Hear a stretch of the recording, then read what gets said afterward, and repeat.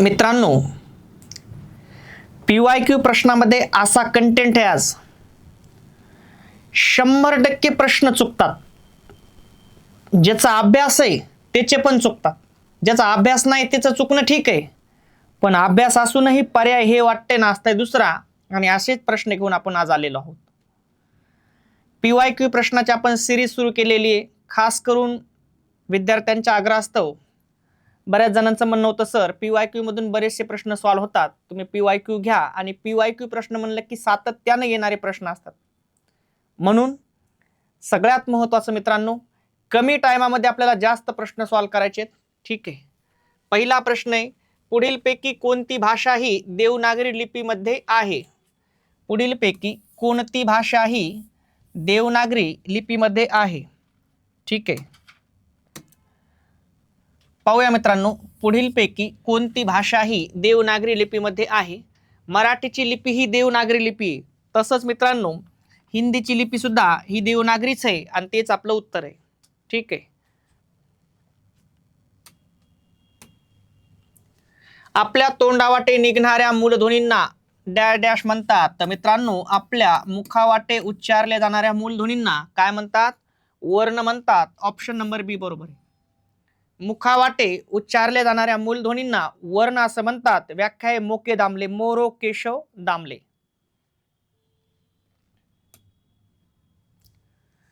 संधी करा वृक्ष अधिक औदार्य. मित्रांनो लक्षात घ्या,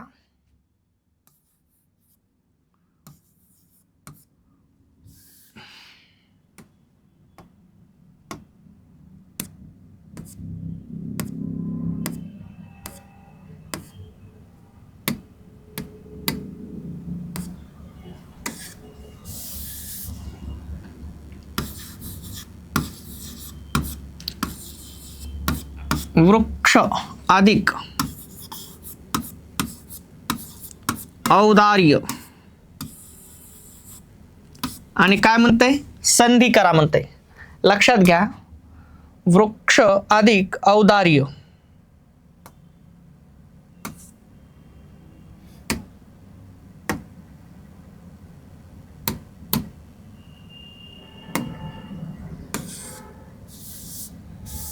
बघा लक्षात घ्या मित्रांनो, वृक्ष इथं मित्रांनो अस्वर आहे,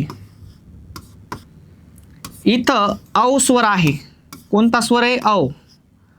अच्या पुढं जर औ आला तर मित्रांनो त्याचं औज बनतंय. काय बनतंय? औज बनतंय.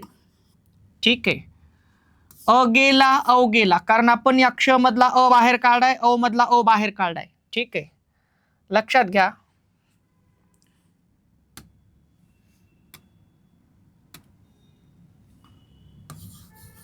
वृ जशास तसा. इथं क्ष अर्धा आहे, कारण त्यातला अ आपण बाहेर काढा. फॉर एक्झाम्पल उद्या तो असा आहे, लंगडा आहे, लंगडा असा. ठीक आहे, तर मित्रांनो या क्ष मध्ये आपण अ मिसळू. कसं होईल? वृक्ष. अ घ्यायला जमल का? नाही. आणि काय होईल? दार्य.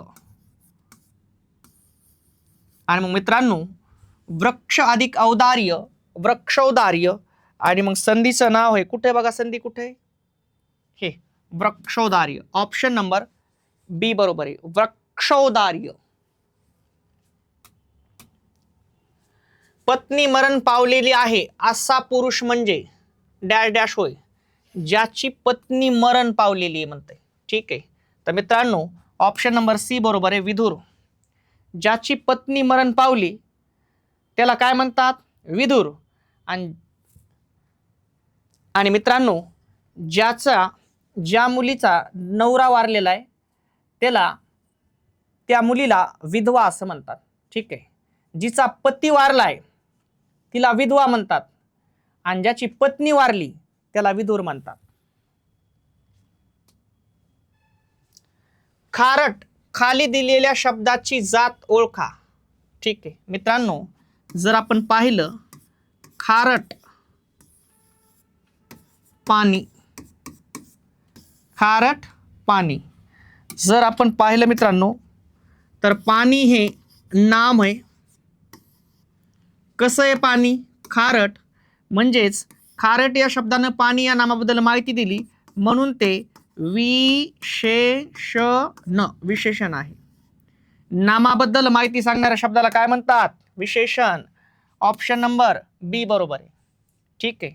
नामाबद्दल माहिती सांगणाऱ्या शब्दाला काय म्हणतात? विशेषण. इकडे लक्ष द्या. नामाच्या ऐवजी वापरला जाणारा शब्द म्हणजे सर्वनाम. उदाहरण सांगितलं तुम्हाला तो हे सर्वनाम आहे. ठीक आहे. नामाबद्दल माहिती सांगणारा शब्द म्हणजे विशेषण. उदाहरणार्थ खारट घेऊ आपण, समोरच तुमच्या. खारट हे विशेषण आहे. वाक्याचा अर्थ पूर्ण करणाऱ्या शब्दाला क्रियापद म्हणतात. उदाहरणार्थ मी जेवण करतो, मग करतो क्रियापद आहे. करतो कोणी? क्रियापद. आणि त्याचबरोबर मित्रांनो क्रियाशन, क्रियापदाबद्दल माहिती सांगणारा शब्द म्हणजे क्रियाशन. उदाहरणार्थ तुम्हाला म्हणलं काल, काय म्हणले? काल. तो मला काल भेटला. केव्हा भेटला? काल. पण आपल्याला प्रश्न विचारलाय खारट खाली दिलेल्या शब्दाची जात ओळखा, म्हणजे याची जात ओळखायची. ठीक आहे. काय ओळखायची? जात. आणि कोण आहे मग ते? विशेषण आहे. समोरच उत्तर आहे मित्रांनो. मनुष्य या शब्दाचे भाववाचक नाम ओळखा. मनुष्य या शब्दाचं काय ओळखायचंय? भाववाचक नाम. मनुष्य या शब्दाचं काय ओळखायचंय मित्रांनो? भाववाचक नाम. तर मित्रांनो ऑप्शन नंबर डी बरोबर आहे, मनुष्यत्व. ठीक आहे मित्रांनो, मनुष्य हे सामान्य नाम आहे आणि मनुष्यत्व हे भाववाचक नाम आहे. कारण त्याला कोणता प्रत्यय लागलाय? सामान्य नामाला जेव्हा तो प्रत्यय लागतो का तेव्हा त्याचं भाववाचक नाम बनते. मनुष्य सामान्य नाम आणि मनुष्यत्व भाववाचक नाम. ठीक आहे, तेच आपलं उत्तर आहे.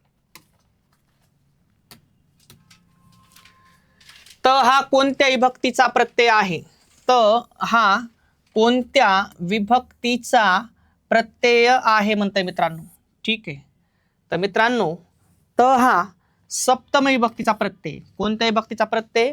सप्तमी.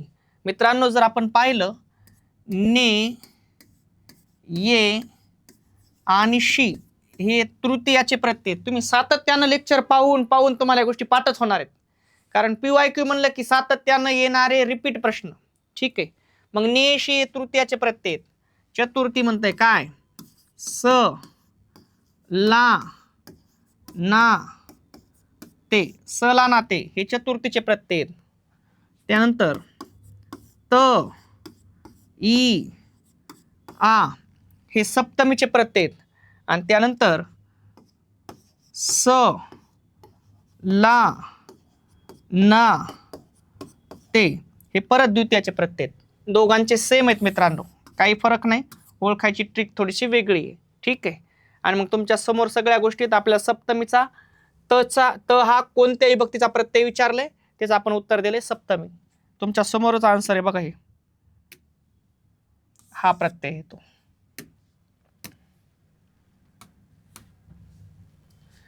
कडा या शब्दाचे सामान्य रूप ओळखा. कडा या शब्दाचं काय ओळखायचं मित्रांनो? सामान्य रूप ओळखायचंय कडा या शब्दाचं. ठीक आहे. तर बघा लक्षात घ्या, ऑप्शन नंबर 1 बरोबर आहे मित्रांनो, कड्या. काय करायचं? नामाला एखादा विभक्तीचा प्रत्यय लावून पाहायचा. ते लावायच्या अगोदर ज्याच्यात जे बदल होईल त्याला सामान्य रूप म्हणायचं. ठीक आहे. तर मित्रांनो मुळात कडा शब्द आहे, त्याला ला प्रत्यय लावताना इकडे बघा, ला प्रत्यय लावताना कडाचं काय झालं? कड्या. मग कड्या सामान्य रूप आहे. किंवा वर हे शब्द व्यावय जोडताना सुद्धा कड्या झालं, मग कड्या हे सामान्य रूप आहे. ठीक आहे. किंवा वरून हे शब्द व्यावय जोडताना सुद्धा कडाचं कड्याच झालं, मग कड्या हे सामान्य रूप आहे. मित्रांनो परफेक्ट सामान्य रूप हे आहे, पण याच्यात सुद्धा सामान्य रूप आहे. जर हे उत्तर नसतं पर्यायात तर तुम्हाला यांचं सुद्धा आन्सर बरोबर सांगता आलं असतं, पण परफेक्ट सामान्य रूप हे.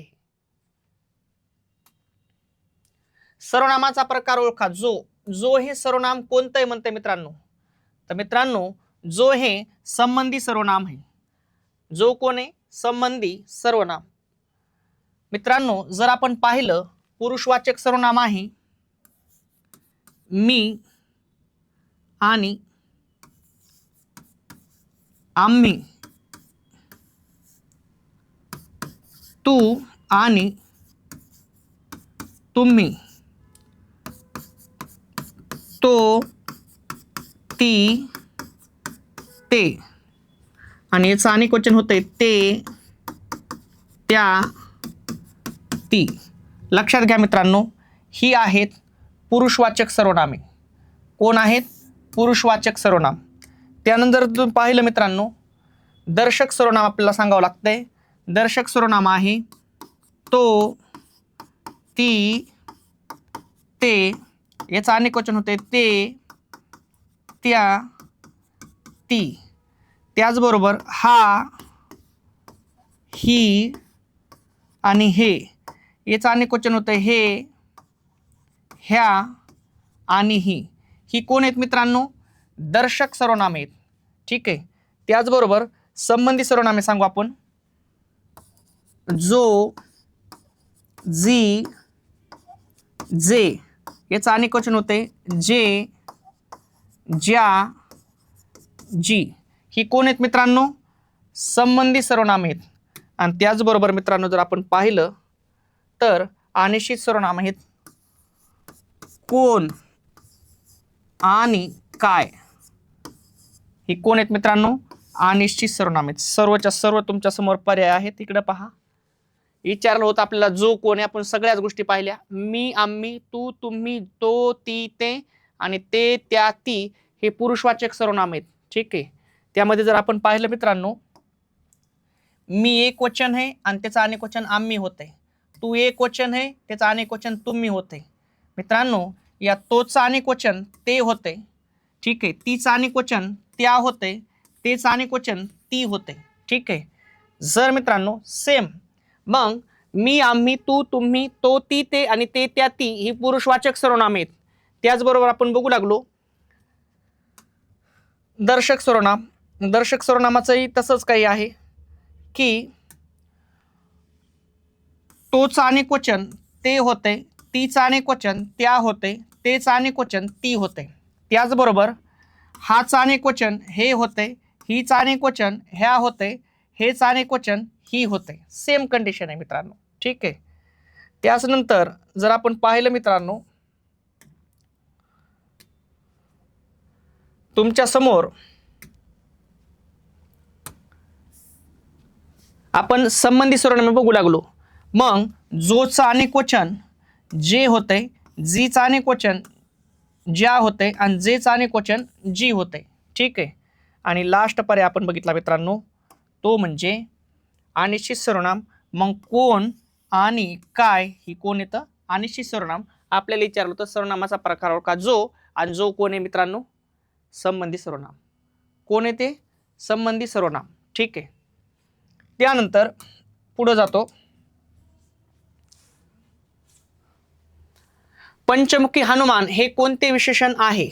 पंचमुखी हनुमान हे कोणते विशेषण आहे? ठीक आहे. पंचमुखी हनुमान मित्रांनो, हनुमान हे नाम आहे बजरंगबलीचं. ठीक आहे. पण कसा आहे हनुमान? पंचमुखी. मग पंचमुखी शब्दानं हनुमान या नामाबद्दल माहिती दिली म्हणून विशेषण आहे मित्रांनो, विशेषण. पण मित्रांनो दोन शब्दांनी माहिती दिली बघा. पंच आणि मुखी दोन शब्द आलेत. दोन शब्द एकत्र आले की त्यांना सामासिक शब्द म्हणतात.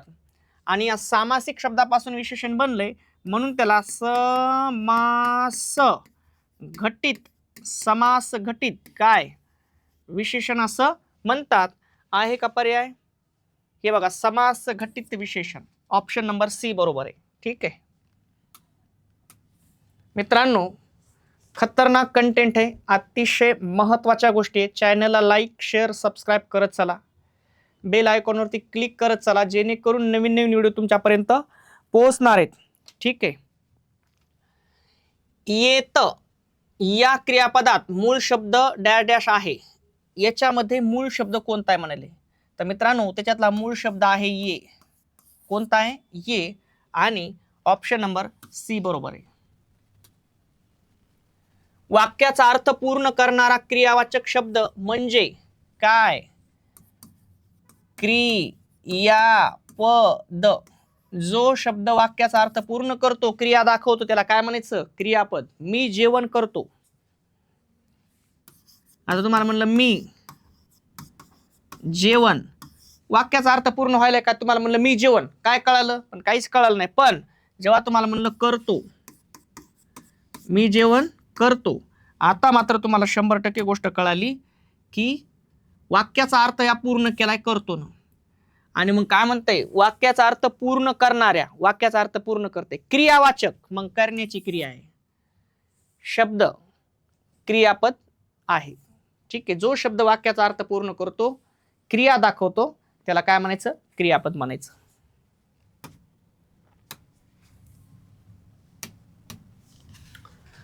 खालील शब्दापैकी उभयान्वयी अव्यय ओळखा. खालील शब्दापैकी उभयान्वयी अव्यय ओळखायचे मित्रांनो. ठीक आहे, बापरे हे केवल प्रयोगी अव्यय आहे. केवल प्रयोगी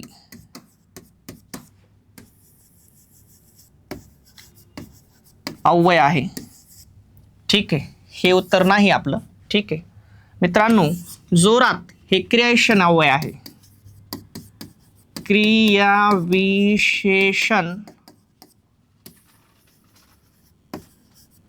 अव्यय आहे. ठीक आहे, उदाहरणार्थ तो जोरात पळतो. कसा पळतो, जोरात. आणि जोराचं उत्तर क्रिया, कसाचं उत्तर क्रियाविशेषण असते. मागे हे सुद्धा क्रियाविशेषणच आहे. क्रियाविशेषण, क्रियाविशेषण काय, अव्यय. इकडे बघा, तो मागे पडला, कोठे पडला, मागे. कोठेच उत्तर क्रियाविशेषण असते. आणि मित्रांनो ऑप्शन नंबर डी बरोबर आहे. म्हणून, आणि म्हणून हे कोण आहे, उभयान्वयी अव्यय. उभयान्वयी अव्यय लक्षात घ्या इकडे मित्रांनो. म्हणून हे कोण आहे, उभयान्वयी अव्यय. कारण दोन शब्द किंवा दोन वाक्य जोडण्याचं काम कोणाचं असते, उभयान्वयी अव्ययाचं. उदाहरण तुम्हाला सांगितलं,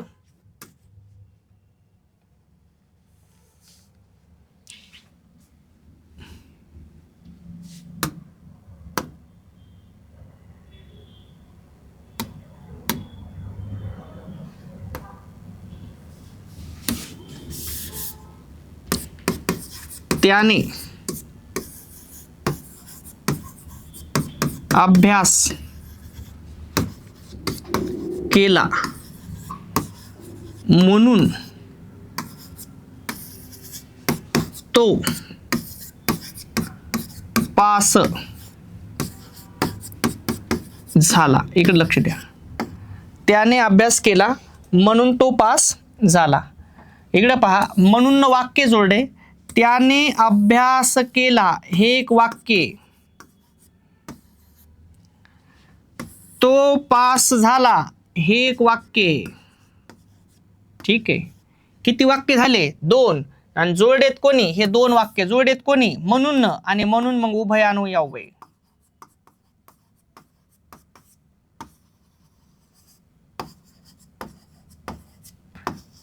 आणि दोन शब्द किंवा दोन वाक्य जोडणाऱ्या अव्ययांना काय म्हणतात, उभयान्वयी अव्यय. तुमच्या समोर उदाहरणासहित, स्पष्टीकरणासहित उदाहरण आहे काय म्हणते. ठीक आहे,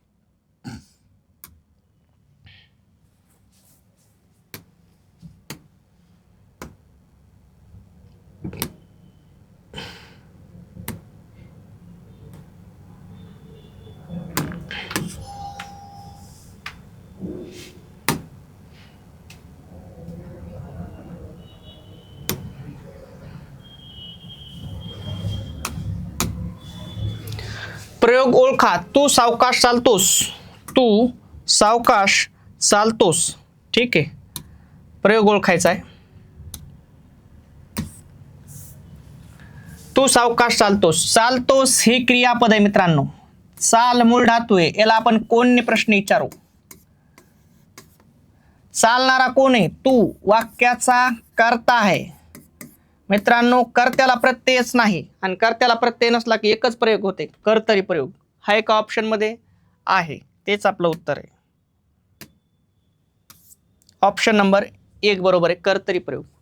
तू सावकाश चालतोस. चालतोस क्रियापद, चाल मूळ धातू. चालणारा कोण आहे, तू. वाक्याचा कर्ता आहे, कर्त्याला प्रत्यय नाही, झाला कर्तरी प्रयोग. तेच आपलं उत्तर आहे. बाकी लय. हा शब्द तत्सम नाही, डॅश डॅश. हा शब्द तत्सम नाही. ठीक आहे, तर मित्रांनो पूजा, गीता आणि लीला हे शब्द आहेत तत्सम. कसले आहेत, तत्सम. तर मेहनत हा शब्द फारसी किंवा उर्दू आहे आणि तेच आपलं उत्तर आहे. पुढील वाक्याचा प्रकार ओळखा. जे चकाकते ते सोने नसते. जे चकाकते ते सोने नसते. वाक्य जुळले कोणी? जे आणि ते न. आणि जे आणि ते ही सर्वनाम आहेत आणि जेव्हा सर्वनाम वाक्य जोडतात तेव्हा वाक्याचा प्रकार बनतंय मिश्र आणि तेच आपलं उत्तर आहे. नानांचा अभिनय वाकण्यासारखा आहे या वाक्याचा प्रकार ओळखा. उद्गारार्थी नाही, आज्ञार्थी पण नाही, विद्यार्थी बी नाही. ऑप्शन नंबर डी बरोबर आहे, विधानार्थी. सरळ सरळ केलेलं विधान म्हणजे विधानार्थी वाक्य असते. तिला मी आई म्हणतो या वाक्यातील उद्देश विभाग ओळखायचा आहे. खतरनाक प्रश्न आहे बघा, उद्देश विभाग. ठीक आहे, वाक्य पृथक्करणावर प्रश्न आहे. कोणत्याही वाक्याचं पृथक्करण करत असताना तिथे दोन भाग पडतात, उद्देश विभाग आणि विधेय विभाग. ठीक आहे, लक्ष द्या इकडं. तिला मी आई म्हणतो, आता वाक्य पृथक्करणात बोलतो. म्हणतो मित्रांनो हे क्रियापद आहे, पण याला वाक्य पृथक्करणामध्ये विधेय म्हणतात. काय म्हणतात? विधेय. ठीक आहे. म्हणतो मधला मूळ धातू आहे मन.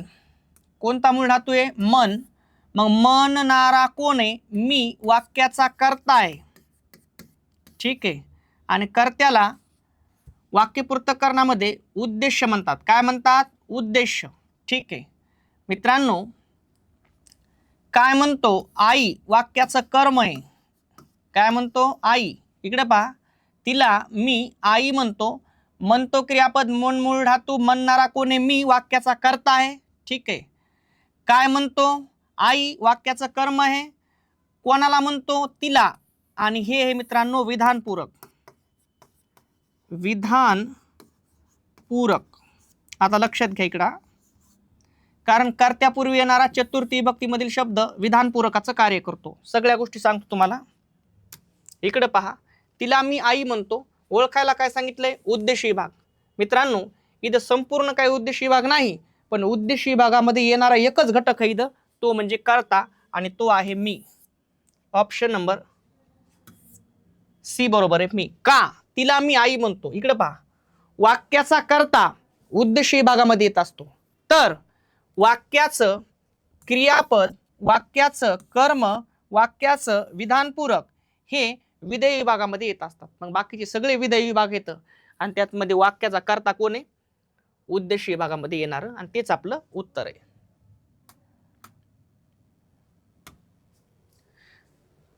भाषेला शोभा आणणाऱ्या धर्माला म्हणजेच काय? गुणाला काय म्हणतात? तर मित्रांनो, भाषेला शोभा आणणाऱ्या धर्माला म्हणजेच गुणाला अलंकार असं म्हणतात. इकडे लक्ष द्या. ज्याप्रमाणे दागिने स्त्रीच्या सौंदर्यात भर घालतात, अगदी त्याचप्रमाणे भाषेला सौंदर्य प्राप्त होण्यासाठी अलंकार अतिशय महत्वाचा भाग आहे. एखादं विधान सरळ शब्दात न सांगता आडवळणानं घुमून फिरून सांगणं म्हणजेच अलंकार होय. सरळ सरळ गोष्ट आपल्या लक्षात राहत नसती, मग त्याच्यासाठी उदाहरण दिलं किंवा वेगळं काहीतरी बोललं तर आपल्या पटकन लक्षात राहते, आणि म्हणून अलंकार महत्वाचा विषय आहे.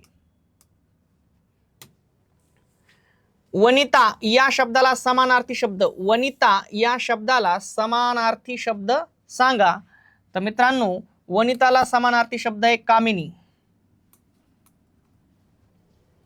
कोवळे, कोवळे या शब्दाचा विरुद्धार्थी शब्द, याचा विरुद्धार्थी शब्द सांगायचा. मित्रांनो, या शब्दाचा विरुद्धार्थी शब्द आहे राठ. ठीक आहे. थुंकी झेलणे, थुंकी झेलणे या वाक्प्रचाराचा अर्थ काय? थुंकी झेलणे या वाक्प्रचाराचा अर्थ काय? हातात थुंकी झेलणे बिलकुल चुकीचा पर्याय आहे. भलती खुशामत करणे. यस, ऑप्शन नंबर सी बरोबर मित्रांनो. थुंकी झेलणे म्हणजे काय? भलती खुशामत करायची, एखाद्याचा फायदा असला म्हणून. मित्रांनो, कोणाकून फायदा आहे म्हणून त्याच्या संग चांगलं राहायचं नाही, किंवा कोणाकून नुकसान आहे म्हणून त्याला कोलायचंही नाही. आपला एक सरळ स्वभाव असला पाहिजे. म्हणजे याचं उत्तम उदाहरण म्हणजे निस्वार्थ माणूस. जे लोक निस्वार्थी आहेत त्यांना केवढाही माणूस आला तरी ते त्याच बरोबरीच असते, आणि ज्या लोकांना स्वार्थ साधायचं असते मग त्या लोकांना मोठ्या लोक झेलावं लागतात. पण जे लोक खरं स्वाभिमानी आहेत, त्याचबरोबर निस्वार्थी आहेत, असे लोक बिलकुल या गोष्टीकडे लक्ष देत नाहीत, कोणाला झेलत बसत नाहीत. ठीक आहे. त्याचं उत्तम उदाहरण म्हणजे थुंकी झेलणे, भलती खुशामत करणे. मोजके असे बोलणारा समूहदर्शक शब्द ओळखा. मोजके असे बोलणारा, साधा विषय मित्रांनो, मितभाषी. जे कमी बोलतात, मोजकं बोलतात, त्यांना मितभाषी म्हणतात. अष्टपैलू या शब्दाचा अर्थ कोणता? अष्टपैलू या शब्दाचा अर्थ मित्रांनो सर्वगुण संपन्न मनुष्य. सर्वगुण संपन्न. कुठं नेऊन ठेवा, बसणारच. खालीलपैकी एकेरी अवतरण चिन्ह कोणते? खालीलपैकी एकेरी अवतरण चिन्ह कोणते? तर मित्रांनो ऑप्शन नंबर डी बरोबर आहे. इकडे लक्ष द्या. कधी कधी असते बघा, मी उद्या, उदाहरण सांगायलो, येईन, मी उद्या येईन, याला एकेरी अवतरण चिन्ह म्हणतात. एकूण एक कॉमा, एकूण एक कॉमा, साध्या भाषेत. ठीक आहे. मी उद्या येईल. मग हे आहेत एकेरी अवतरण चिन्ह. परीक्षेत कधी प्रश्न आला तर याला काय म्हणतात? एकेरी अवतरण चिन्ह. बेवारशी गुरांना ठेवण्याची जागा कोणती? बेवारशी गुरांना ठेवण्याची जागा कोणती? तर मित्रांनो ऑप्शन नंबर डी बरोबर आहे, पांजरपोळ. पांजरपोळ म्हणजे काय? रस्त्यावरची जागा एखाद्या. बेवारशी जे दुखी जनावर आहेत त्यांना सांभाळण्यासाठी पांजरपोळ महत्वाची ठरते. तो चेंडू लाथाळतो, क्रियापद प्रकार ओळखा. तो चेंडू लाथाळतो, क्रियापद प्रकार ओळखा. लाथाळतो मध्ये लाथ हे नाम आहे मित्रांनो. लाथाळतो मध्ये लाथ कोण आहे? नाम आहे. नामापासून क्रियापद बनलंय म्हणून हे मित्रांनो काय? नामसाधित क्रियापद आहे. कसलं क्रियापद आहे? नामसाधित क्रियापद. नो हे कोणत्या विभक्तीचे प्रत्यय आहे? नो हे कोणत्या विभक्तीचा प्रत्यय आहे म्हणते मित्रांनो? तर ऑप्शन नंबर बी बरोबर आहे, संबोधन. ठीक आहे. परत एकदा सांगतो बघा, तुम्हाला प्रत्यय पाठच होणार विभक्तीचे. सप्तमीचे प्रत्यय आहेत कोणते? त, ई आणि आ. त्याचबरोबर संबोधनचा प्रत्यय आहे नो. त्याचबरोबर चतुर्थीचे प्रत्यय आहेत स, ला, ना, ते. आणि पंचमीचे प्रत्यय आहेत मित्रांनो ऊन आणि हुन. ऊन आणि हुन. ठीक आहे. उत्तर आपलं बी बरोबर आहे, संबोधन. का? कारण कोणता प्रत्यय ओळखायला सांगितला होता आपल्याला? नो. आणि नो कोणाचा प्रत्यय? संबोधनचा. सुंदर फूल या अधोरेखित शब्दाचे लिंग ओळखा. मग मित्रांनो नामाच्या पुढे तो बसलं की पुल्लिंग असतंय, ती बसलं की स्त्रीलिंग, ते बसलं की नपुंसकलिंग. आणि मग काय मित्रांनो, ते फूल आणि ते फूल बसायले म्हणून याचं लिंग आपल्याला ठरवता येतंय नपुंसकलिंग. ऑप्शन नंबर सी बरोबर आहे. पाऊस या शब्दाचे सामान्य रूप कोणते? पाऊस या शब्दाचं सामान्य रूप ओळखायचे. ला प्रत्यय लावा, काय होईल? पावसाला. मग पाऊस या शब्दाला जेव्हा तुम्ही ला प्रत्यय लावायले मित्रांनो तेव्हा पाऊसचं काय व्हायलंय? पावसा. मग पावसा हे सामान्य रूप आहे. आणि ऑप्शन नंबर पहिलंच बरोबर आहे. इकडे पहा, इथं सुद्धा सामान्य रूप आहे बरं का. सा प्रत्यय लावताना पावसा, ला प्रत्यय लावताना पावसा. पण परफेक्ट सामान्य रूप हे बरोबर आहे. पण हे चुकीचं आहे असं इथला भाग नाही. पण हे दोघं जर आले पर्याय तर पहिले याला प्रायोरिटी द्यायची. ठीक आहे. संधी करा, षट अधिक मास. ठीक आहे मित्रांनो, आता आपण जर याच्यावर थोडा अभ्यासच करू ता. पहा, लक्षात घ्या.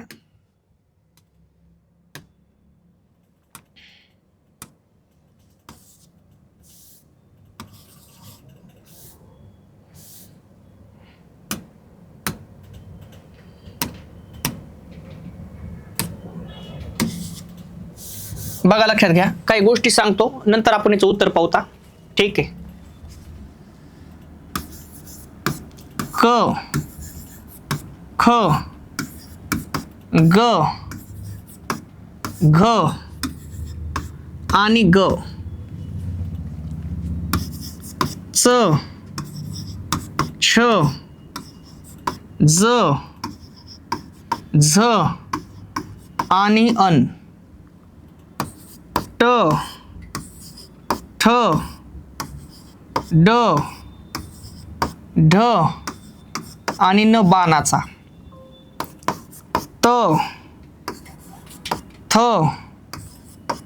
द ध आणि न नळाचा, प फ ब भ आणि मगरीचा. लक्षात घ्या मित्रांनो. आता तुम्हाला थोडीशी याच्याबद्दल माहिती सांगतो. प्रश्न आपला जागेवरच आहे, ठीक आहे. जर मित्रांनो तुम्ही हे 10 जण बघितले तर हे कठोर व्यंजन आहेत. कसली व्यंजन येतं? कठोर व्यंजने. किती येतं? 10. क ख च छ ट ठ त थ प फ. जर तुम्ही हे 10 जर बघितले मित्रांनो तर हे मृदू व्यंजन आहेत. किती येतं? 10. ग घ ज झ ड ढ द ध ब भ. आणि जर मित्रांनो जर तुम्ही 5 पाहिले तर यांना अनुनासिके म्हणतात. काय म्हणतात? अनुनासिके. किती येतं? 5. आता लक्षात घ्या. हे 10 कठोर व्यंजने, हे 10 मृदू व्यंजने, हे 5 अनुनासिके. याचाच अर्थ असा आहे क ख च छ ट ठ त थ प फ ही कठोर व्यंजने 10. ग घ ज झ ड ढ द ध ब भ ही मृदू व्यंजने 10. ग अन न न म ही अनुनासिकेत 5. प्रश्न काय आला आपल्याला? षट अधिक मास याची संधी करा म्हणाले. चला संधी करूत आपण बरोबर. ठीक आहे.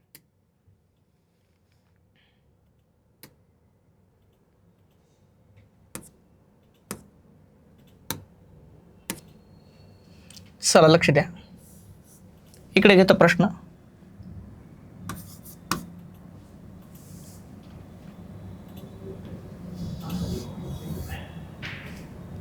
षट,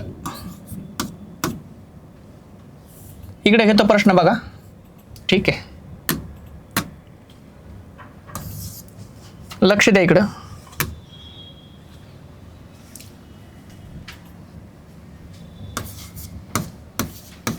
षट अधिक मास. आता इकडे लक्ष द्या मित्रांनो. याची संधी करायची. डायरेक्ट येणं आणि उत्तर घेणं याच्यात फरक आहे खूप. ठीक आहे. आता इकडे लक्ष द्या. काय करू ता? इथं ट हे बघा. कुठे याच्यात ट बघा. हे इथं ट आहे. ठीक आहे. कधी एक गोष्ट लक्षात ठेवायची. ग अन न न म हे जर पुढे कुठे दिसले तुम्हाला दिसायलाय का? म. ठीक आहे. अगोदर अशी जर संधी आली षट अधिक मास आणि अनुनासिक जर पुढे असतील या प्लस चिन्हाच्या, मग ग अन न न म पैकी कोण आहे इथं? म आहे पुढी. बरोबर आहे का? मग जर पुढे अनुनासिक आलं, हे पुढे अनुनासिक आलं की पाठीमागचं कोणतं व्यंजन असो काढून टाकायचं. अगोदर पुढे पाच असं असले की पुढे कोण आहे? म. अनुनासिक आहे. पाठीमागचं व्यंजन काढून टाकायचं. हे ट निघून गेलं बघा. पण जे काढलंय का त्याच्यातलं शेवटचं व्यंजन घ्यायचं. इकडे पहा. आता इकडे पहा. मी श अगोदर जशाच तसा लिहितो. इकडे लक्ष द्या. संधी सोडू लागलो मी. षट अधिक मास, अधिक चिन्हाच्या पुढे मला म दिसलं. म हे अनुनासिकापैकी एक आहे. ठीक आहे. अधिक चिन्हाच्या पुढे अनुनासिक दिसलं की पाठीमागं कोणतं व्यंजन असो काढून टाकायचं. टाकलं ट काढून. पण जे काढलंय का त्याच्यातलं शेवटचं अनुनासिक घ्यायचं. कुठे ट? ट ठ ड ढ न. मित्रांनो हे अर्ध आहे का पूर्ण? अर्ध. इथून बी कसं आलंय? अर्ध. मग अर्धच घेणार आपण. मग शन याच्यातलं शेवटचं घेतलं शन. अधिक चिन्हाच्या पुढे अनुनासिक आलं, पाठीमागचं व्यंजन काढून टाकायचं. हे काढून टाकायचं. त्याच्यातलं शेवटचं व्यंजन घ्यायचं. न अर्ध घेतलं आणि पुढील मला जोडायचं. शन मा स. आणि मग षट अधिक मास मित्रांनो ऑप्शन नंबर 2 बरोबर आहे. षण्मास. बघा तुम्हाला किती खतरनाक प्रश्न दिलाय. इथं हे बी न दिलंय बघा हे, आणि हे पण न दिलंय. दोन्ही न दिलेत. पण हे कधी घेता आलं असतं? शेवटी त पाहिजे. इथं त पाहिजे होतं. इथं त असतं तर याला सोडून आपण याला घेतला असतं. कळलं का तुम्हाला? म्हणून ऑप्शन नंबर बी बरोबर आहे मित्रांनो. असे खतरनाक प्रश्न आहेत. अधिक चिन्हाच्या पुढे अनुनासिक आलं, पाठीमागचं व्यंजन निघून जाईल. याच्यातलंच आपण शेवटचं व्यंजन घेणार आणि संधी करणार. त्याला काय म्हणायचं? अनुनासिक व्यंजन संधी. ठीक आहे.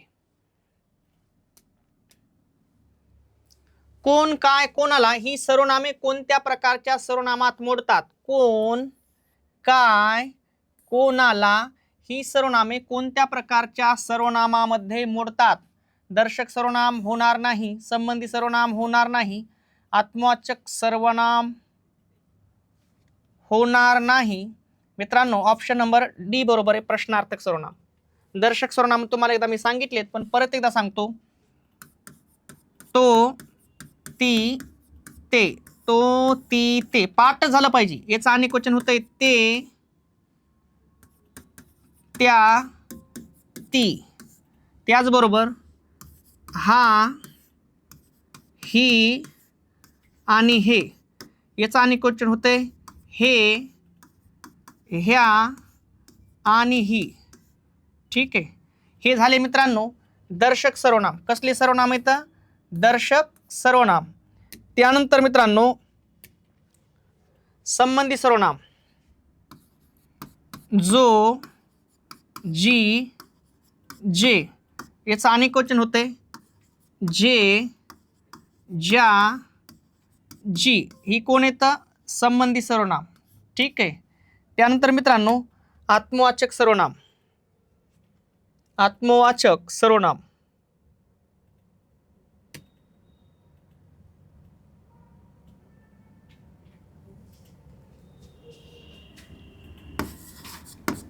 आपण आणि स्वतः ही आहेत आत्मवाचक सर्वनाम. ठीक आहे, स्पष्टीकरणासहित कार्यक्रम चालू आहे आपला. ठीक आहे, मग आत्मवाचक सर्वनाम आहेत आपण आणि स्वतः. आणि त्यानंतर मित्रांनो प्रश्नार्थक सर्वनाम तुमच्या समोरच येतं.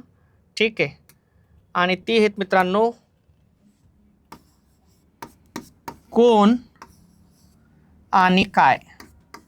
कोण आणि काय. मग याचं कोणाला वगैरे होऊ शकते आणि तेच आपलं उत्तर आहे मित्रांनो. तुमच्या समोर आपल्याला विचारलंय काय, कोण, काय, कोणाला ही सर्वनामे कोणत्या प्रकारच्या सर्वनामात मोडतात? तर कोणत्या? प्रश्नार्थक सर्वनामात. पण आपण बाकीचे पण उत्तर दिलेले आहेत मित्रांनो.